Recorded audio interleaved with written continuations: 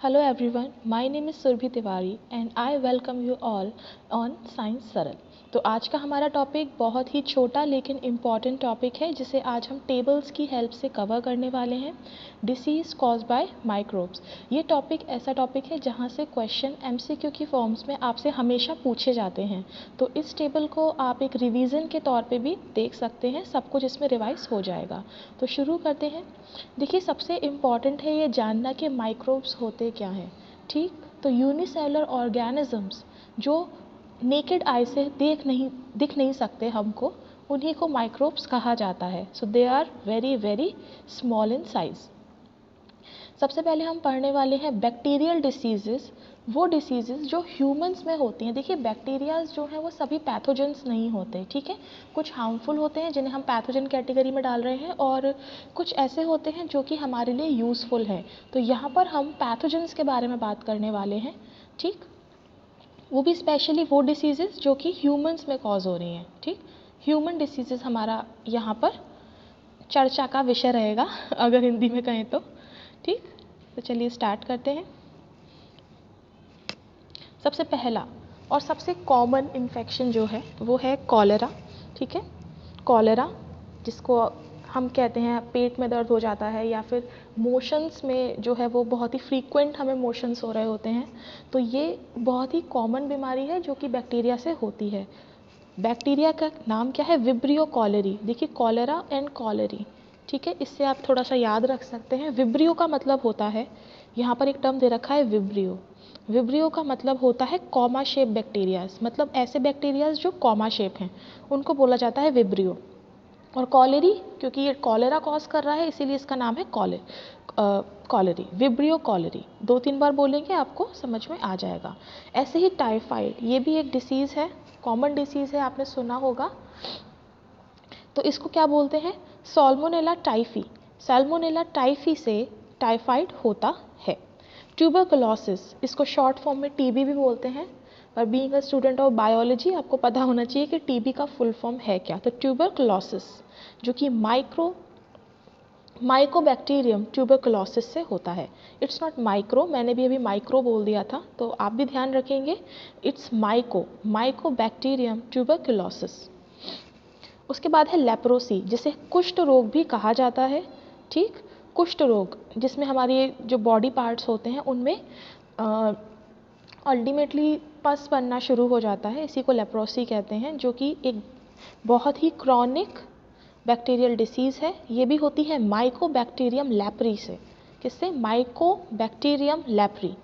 उसके बाद है न्यूमोनिया, जिसमें अल्टीमेटली हमारी लंग्स में पानी बनना शुरू हो जाता है, बट वो पानी एक्चुअली लंग्स में ही होता है, कहीं से आता नहीं है। हमारी सेल्स उसका प्रोडक्शन ज़्यादा करना शुरू कर देती हैं। तो बेसिकली हमारी जो प्लूरल मेम्ब्रेन है, प्लूरल मेम्ब्रेन जो लंग्स को कवर करती है, उसके बीच में एक बहुत ही चिपचिपा फ्लड बना रहता है जो कि सेल्स ही सिक्रीट करती हैं। उसका अमाउंट जब ज़्यादा हो जाता है उसी को न्यूमोनिया या फिर फेफड़ों में पानी भरना कहते हैं। तो डिप्लोकोकस नेमोनाए, किससे होता है ये? डिप्लोकोकस नेमोनाए, ये इसका कॉजल एजेंट है। उसके बाद है प्लेग। प्लेग को ब्यूबॉनिक प्लेग भी कहते हैं, ठीक है। ये चूहों से होने वाली बीमारी है, ठीक। होती तो ये बैक्टीरिया से है, तो जो चूहे हैं वो इस बीमारी को फैलाते हैं। तो चूहे क्या हुए इसके लिए? वेक्टर हुए। देखिए, बड़ी ही इंपॉर्टेंट बात है, प्लेग जो है वो बैक्टीरिया से होता है और प्लेग चूहों से फैलता है। दोनों ही सेंटेंसेस में बहुत डिफरेंस है। तो जो रैट्स हो गए या चूहे हो गए वो इसका वेक्टर हो गए, जो इसको एक जगह से दूसरी जगह फैला रहे हैं। और जो कॉजल ऑर्गेनिज्म है वो है यर्सीनिया पेस्टिस, यर्सीनिया पेस्टिस, ठीक। और प्लेग को हम ब्यूबॉनिक प्लेग भी कहते हैं, तो कंफ्यूज मत होइएगा। उसके बाद है डिप्थीरिया, ये थ्रोट में होने वाला इन्फेक्शन है, ठीक। इसको डिप्थीरियाई, यस इट्स सी डिप्थीरियाई या फिर क्राइनकोबैक्टीरियम डिप्थीरियाई इसका कॉजल एजेंट है। तो डिप्थीरिया बहुत ही कॉमन बैक्टीरियल डिसीज़ है, पूछी जाती है अक्सर। इसको सी डिप्थीरियाई भी बोलते हैं। फिर है टिटनस। टिटनस यानी कि क्लॉस्ट्रीडियम टिटेनी, क्लॉस्ट्रीडियम टिटेनी से होने वाला रोग है, इसकी वैक्सीन्स भी लगाई जाती हैं बच्चों में। उसके बाद है फूड पॉइजनिंग, कोई भी कंटैमिनेटेड फूड अगर आप खा लेते हैं तो आपको फूड पॉइजनिंग हो जाती है। आजकल के टाइम में तो ये बहुत ही ज़्यादा कॉमन है। तो ये होती है क्लॉस्ट्रीडियम बॉटुलिनम से। क्लॉस्ट्रीडियम बॉट्यूलिनम, आप तोड़ तोड़ के पढ़ेंगे आपको जल्दी याद होगा, ठीक है। उसके बाद है साइफिलिस। साइफिलिस जो है वो होता है ट्रिपोनेमा पैलिडियम से, ट्रिपोनेमा पैलिडियम से, ठीक है, ट्रिपोनेमा पैलिडियम। एक दो बार लिख लेंगे याद हो जाएगा। तो ये जो टेबल था ये इनमें 10 डिसीज़ेज़ हैं, जिनमें से कुछ बहुत ही कॉमन डिसीज़ेज़ मैं आपको एक बार मेंशन कर देती हूँ, ठीक है। कॉलेरा बहुत पूछा जाता है, it is very frequent. TB, typhoid, उसके अलावा pneumonia, diphtheria, food poisoning, tetanus actually इसमें सभी इंपॉर्टेंट है, आपको छोड़ नहीं सकते। अब हम आगे बात करते हैं वायरल डिसीज़ेज़ की। देखिए वायरल डिसीज़ेज़ में ये पूरा टेबल है, बट हमें इसमें से कुछ काम की चीज़ें ही पढ़नी है। बहुत ही कॉमन सी डिसीज़ेज़ हैं, जैसे कि रेबीज़, जो कि चूहों में जो कि डॉगीज़ में होता है, डॉगीज़ के काटने से होता है, क्योंकि उनके सलाइवा में कौन सा वायरस होता है, रेबीज़ वायरस होता है।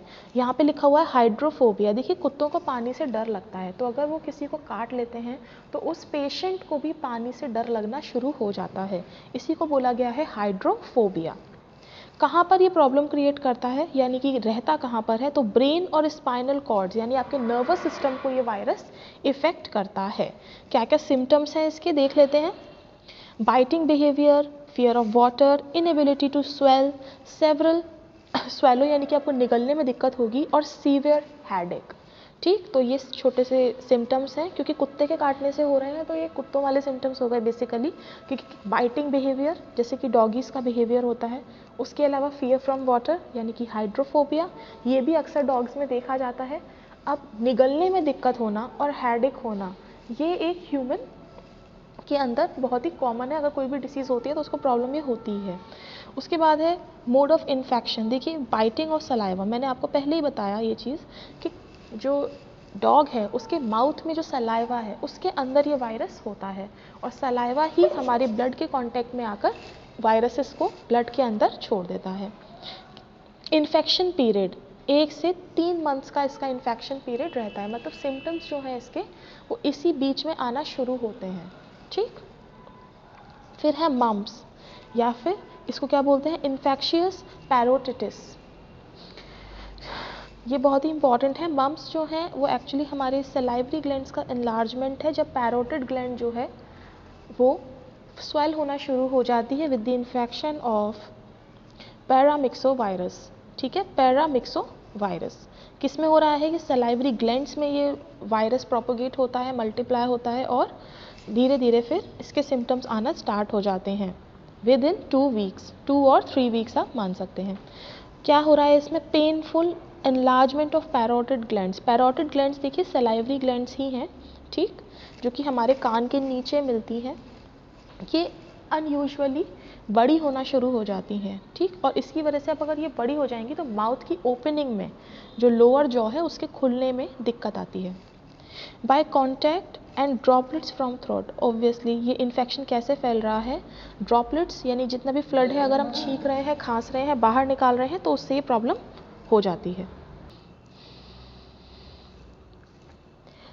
नेक्स्ट है पोलियोमाइलिटिस यानी कि पोलियो, जिसको कॉमन भाषा में हम पोलियो कहते हैं। 1 सेकेंड, यस। तो पोलियो होने भारतवर्ष में होने वाली बहुत ही वैसी डिसीज़ थी, बहुत ही कॉमन डिसीज़ थी, पर अब पोलियो का पूरा इरेडिकेशन इंडिया से हो चुका है, ठीक। पुराने टाइम में ये बीमारी बहुत डोमिनेंट थी इंडिया में, बट अब पोलियो के पेशेंट्स जो हैं वो इंडिया में कॉमनली नहीं मिलते, तो ये इरेडिकेट हो चुकी है।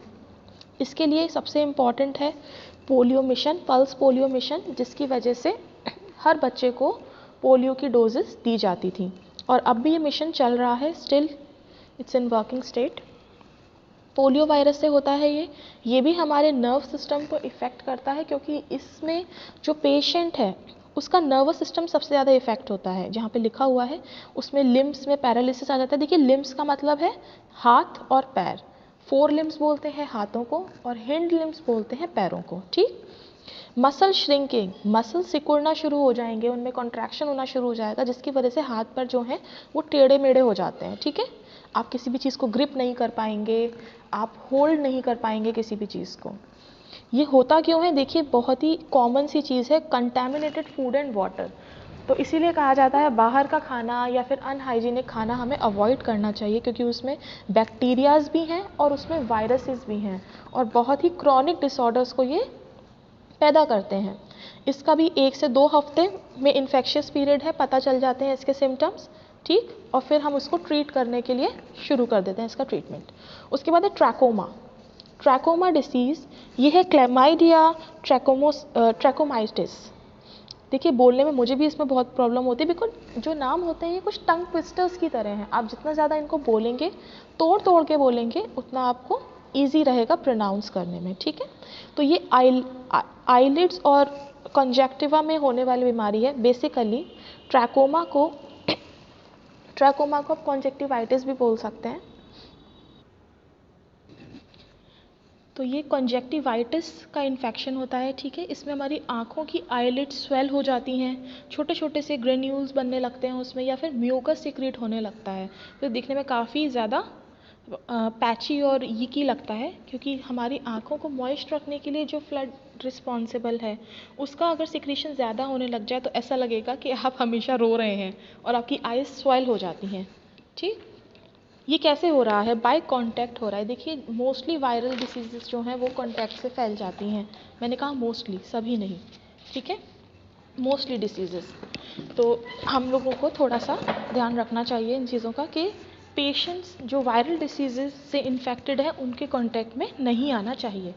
इसका जो आईपी है, यानी कि इन्फेक्शियस पीरियड है, वो भी 1 से 2 हफ्ते में होता है। उसके बाद है डेंगू और yellow fever, very common arbovirus से होने वाले डिसीजेज हैं ये।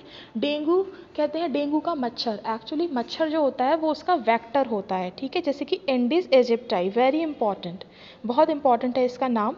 ठीक है, जो वेक्टर है वो एंडीज एजिप्टाई है, बट जो कॉजल एजेंट है वो है एब्रो वायरस। ओके, अब इसमें भी वही सारी प्रॉब्लम्स हैं, आप सारे देख सकते हैं।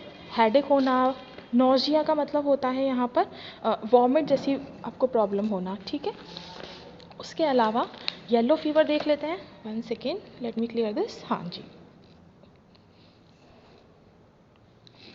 येलो फीवर, ये भी एब्रो वायरस से होने वाली बीमारी है। इसके अंदर हेडेक, वॉमिटिंग, फीवर, ठीक है, ये सारी प्रॉब्लम्स क्रिएट होती हैं। और इसका जो कॉजल एजेंट है, देखिए ये भी वही है, एंडीज एजिप्टाई।